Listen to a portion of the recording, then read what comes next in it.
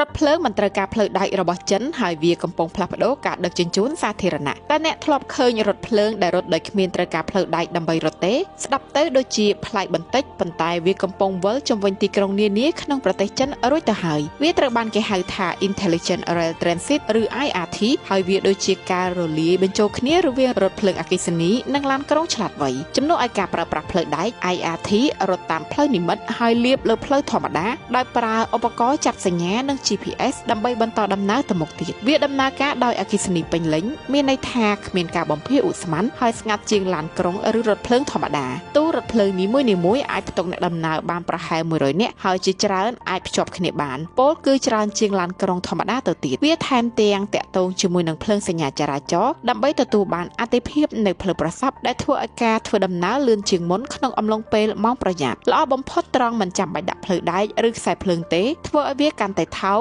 និងលឿនក្នុងការសាងសង់ជាងខ្សែរថភ្លើងធម្មតានេះអាចជាអនាគតនៃការដឹកជញ្ជូនទីក្រុងស្អាតនិងឆ្លាតវៃក្រុមហ៊ុន SY មានផ្គត់ផ្គង់ផលិតផលគ្រឿងសំណង់ដូចជាជញ្ជាំងស័ង្កសីអ៊ុតស្នោ SY ដំបូលស័ង្កសីអ៊ុតស្នោជញ្ជាំង Panel Polyurethane និងដុំស្នោត្រូវការផលិតផលគ្រឿងសំណង់ដែលមានគុណភាពខ្ពស់សាងសង់ប្រកបដោយទំនុកចិត្តសូមជ្រើសរើសផលិតផលក្រុមហ៊ុន SY